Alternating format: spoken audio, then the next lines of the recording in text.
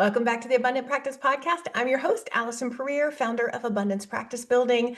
I'm here with Nicole McCance. Nicole is an expert in helping us scale our practices so that we have other clinicians working for us in a way that actually works. Y'all know when we talk about group practice, I always want you to get guidance because it is not just the logical next step. Mm. So, Nicole, thank you so much for being here. You're going to walk us through your 5-step model for how to scale your practice. Can we start with how did you get started in group practice? What's kind of the origin of all of this for you? Sure. Yes. And nice to be back, by the way. Yeah, I thanks think for I was being here here like a again. year ago. Mm-hmm. Yeah, I do want to share this because I feel like people will relate. I was in solo practice for 15 years and loved it. Like, Mm-hmm. how lucky are we to do this work? I was so clear that this is why I was on this planet. Uh-huh.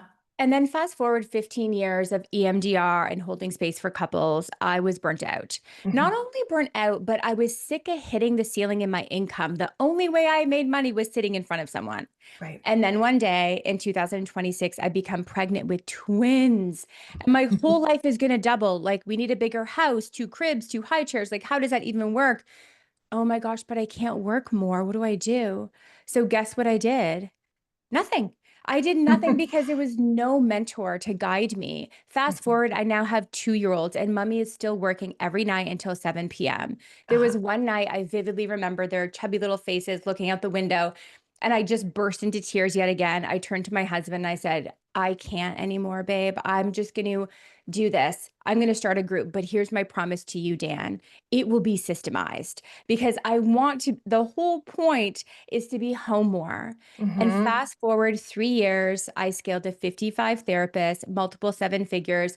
But what I'm really proud of is it was systemized. And because it was systemized, a psychiatrist approached me to buy it. And I Mm-hmm. sold it in 2022, which I never thought I would do, but I did.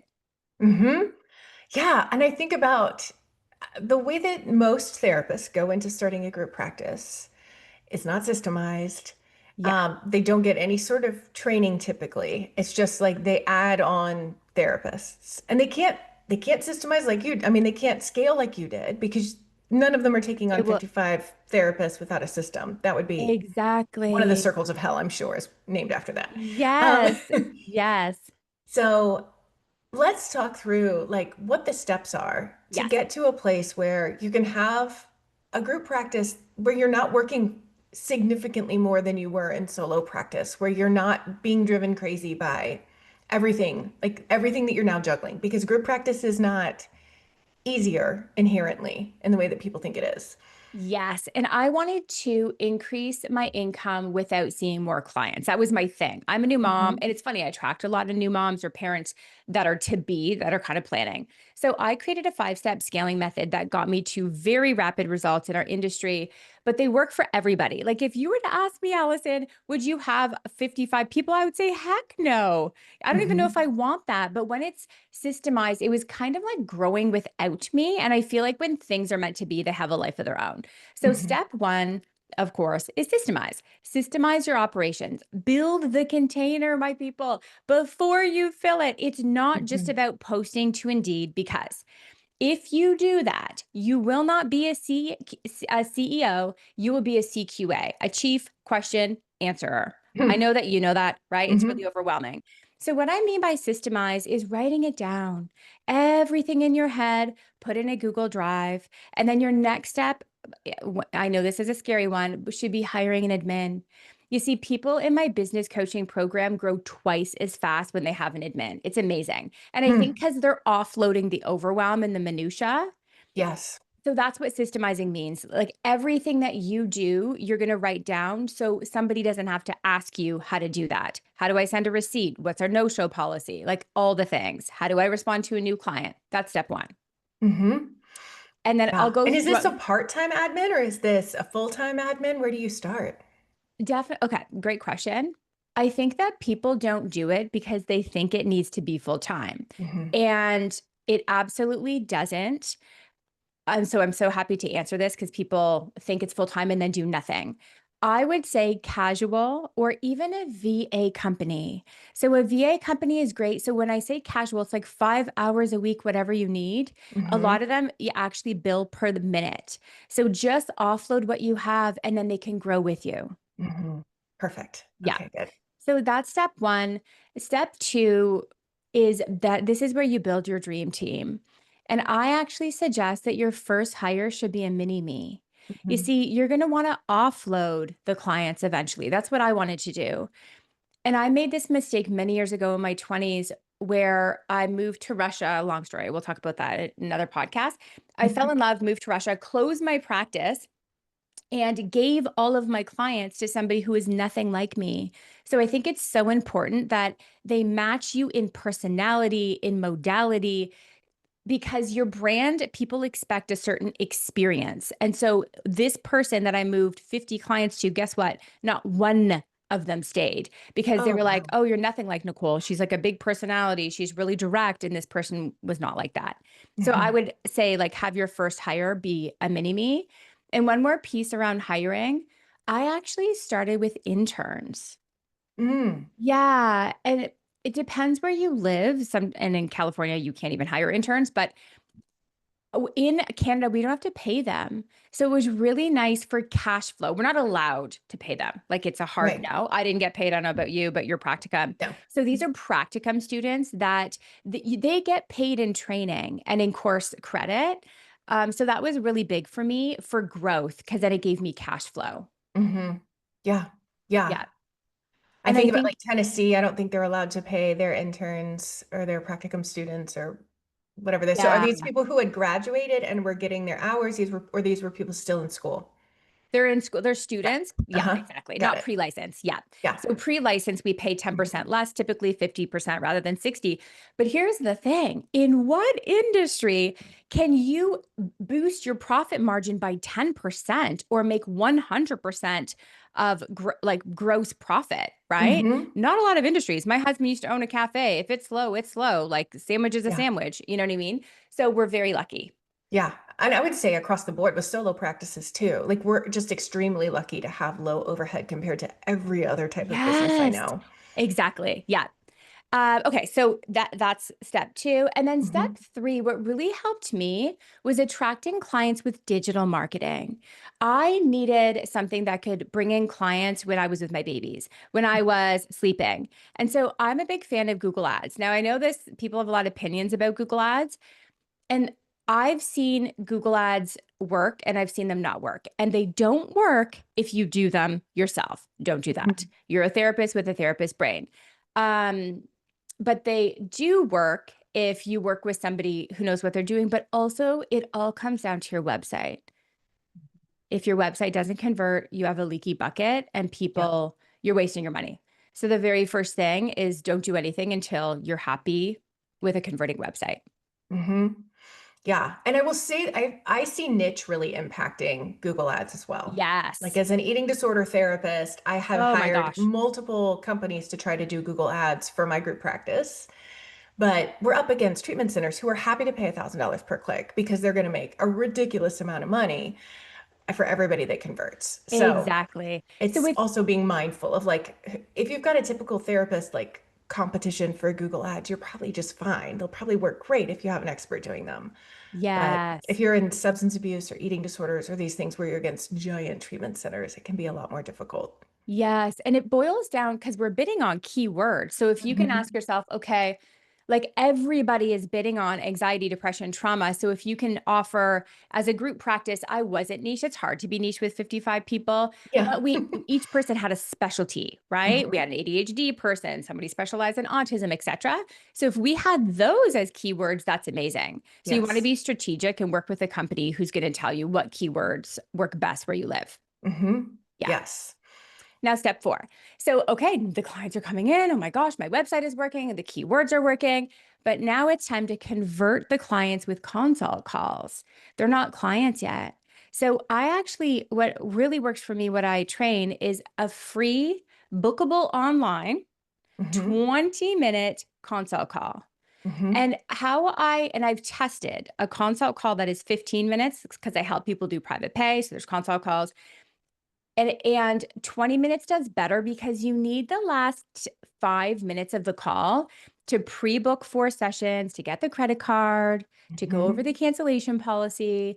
And having it bookable online is really key because then people can book when you're sleeping. Because Mhm. do you know when, like pop quiz, do you know when most people book therapy? Oh, If I'm you guessing it's really late at night or early morning, just because that's when they're up late, worrying, Yeah. So stressing. so Jane did a study and they found that after 7 p.m., because they're practice management software, so they can literally Uh-huh. take all the data after 7. Usually, and my members just told me yesterday in coaching, like they're getting midnight, 1 a.m., 2 a.m. Yes, you got it. Mhm. And your admin is not there, and they're probably the bottleneck. So I would have consult calls bookable online. Mhm. And are the consult calls with the therapist they want to see, or is it with a like somebody whose job that is? Great question. We tried both with the therapist they want to see. Because Mhm. the thing is, we're in the industry where of trust. We tried it with the admin, and guess what? They still wanted the consult call with the therapist. So here I am, Mhm. like, we're doubling up Right. on consult calls. Yeah. And also, the show rate is much higher when people book, research shows this too, themselves rather than going through a contact form and admin booking them. Interesting. Okay. Yes. Yeah, a VA company found that. So then you're going to be offering the consult calls with your therapist. They're getting booked, but wait, there's more. There's one last step. This is a step that is missed by everybody. Retain the client, but with follow-ups. Hmm. Follow-ups. So what that means is, that no-show yesterday, that canceled client, or remember that one that just ghosted? They came 6 times and like they went on vacation, you never saw them again. Or that person that did have a consult but had to talk to their spouse about couples counseling. There's so many therapists that actually aren't following up. This is your Hmm. admin, that person you hired for 5 hours. They're going to follow up, and this can increase your bookings by 20% because Yeah. some of them want to book. They just got busy. How many times in your life has that Oh my happened? gosh. Yes, 1,000 times. And especially if Mhm. you work with people with executive functioning issues, like, Exactly. Or yeah. depression. Hmm. Yes. I see this a lot with therapists, where they're like, well, it's on them. Like it's the ball is in their court. This is like, I want them to take responsibility for this. I'm Hmm. like, now is not the stage. You got Like, it. Yes. now is the time. They come to you for support, so support them. And Yes. that looks like following up. Yes, that looks like being the Yeah. guide. Hmm. Yeah. Yeah. Yeah. And that is it. So all of those things, don't skip a step. I teach people like the nitty-gritty of how to do it. Let me know if you Hmm. have any questions. We can dig in more to any of them. Yeah. Well, what are the hiccups that come up for people in your program in each? Like, you talked about the first one of like hiring an admin feels very daunting for somebody who's like, well, I don't have the extra money yet. Why would I go pay somebody? So I get that one Yeah. as probably the biggest hiccup there, but what are some of the other ones that happen for Yeah. folks? I think systemizing, and this is why I give them my manuals because they're already written, Hmm. which saves a lot of time. But I think systemizing is boring. Let's be honest. Do you want to sit Yes. down? Like I don't. So but I find it's easier for people to like customize, but I think that they want to hire because that's where the money flows in. They want to skip the step. Hmm. And for me, my biggest thing that I help people is like not to hire the wrong people. Have you ever hired the Hmm. wrong person? That's a Yes. lot. It's a lot. It is a lot. Yeah. So like what Hmm. to look out for, I have like Hmm. a 6-step hiring model where it's like go through all 6 steps because I believe you want to only hire your hell yeahs, those Hmm. people during the interview that you're super impressed with. Yeah, Yeah. absolutely. Because these are, I mean, I'm never one to be like, oh, your workplace is your family. I don't want to say that because those are always the most toxic places. Hmm. But like, you end up spending a lot of Oh, it's a time and work marriage for energy. sure. Yeah. You need to really genuinely trust and enjoy Yeah. everybody that you hire. Yeah. If Yeah. I wouldn't send my friends or family, like if I wouldn't book my mom with you, if you had your own practice, then I'm not gonna hire you. Yes, that's so funny. I literally say at the end of the interview, you should ask yourself, would I go out for lunch with this person? Are they warm enough that like this conversation flows? They're high on EQ, but would I book therapy with them? If it's Mhm. a no, then I would not invite them in. Because if you think about it, they have a small window to build rapport very quickly and book a Mhm. consult. And they need to be like the best therapists who get the busiest are able to just flow and like show up so warm and can hold space. Mhm. Well, and I'm wondering, how does that work with people like interns or practicum students when I probably wouldn't book with a practicum student at this stage. They're still learning. How do you suss out who's got Yeah. real potential? Yeah. Really good question. I found lots of trial and error, as you can imagine, how many interviews I did with 55 people. I'm like getting to 55 Mm-hmm. that I actually ended up hiring interns that were older, a little bit more mature in age. I found Mm-hmm. those that were green in their career and green in age didn't get that booked. They just looked really young. Mm-hmm. And we both know like the photo and the bio really makes a difference for booking. So Mm-hmm. that made a difference. But I will say there's some interns where they can hold the space. Like they've gone through just because they didn't read the books and they're not done their internship doesn't really mean that they're actually quality. They're like born to be a therapist. You know what I Yeah. mean? Yeah. Mm-hmm. So that was the type of person like in that was always in the back of my head during the interview that like, okay, can you hold the space? And here's the big one. The three big things that matter is are they confident? It's Mm-hmm. confidence that comes with years, right? But this Yeah. sense of confidence that I got you. It doesn't have to be, I know all the modalities in my head and that confidence may not be there yet, but this real sense that I got you and people can feel that. And I Mm-hmm. find those that do their own therapy come with that. Yeah, yeah. I think about like I had a job working at a residential treatment center in between undergrad and grad school that provided so much confidence for me Yes. going forward. I already saw there was so much I didn't know, but I did know a lot. I got to practice a lot. Yes, exactly. And that led to just confidence going out into the job market that I wouldn't have had otherwise. Yes. But Yeah. and I also think like dealing with their own crap. Like I've dealt Mhm. with my issues. I'm not, you know what I mean? I can sit with Yeah. yours.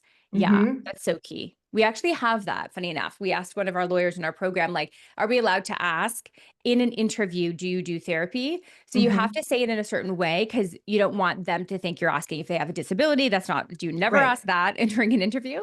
But you can ask, like, what do you do for your mental wellness to get a sense if they've done their own work because they'll be the best therapist. Hmm. Yeah. Amazing. And okay, so we've gone through a few. What are some other hiccups people come across?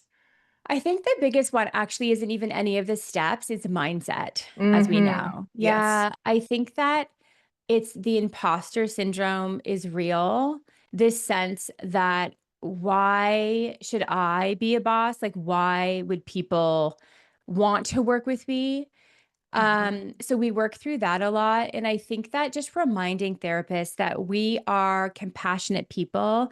All the research set out there on leadership says that the best bosses are the ones that are compassionate and listening, and people stay because of this sense of belonging.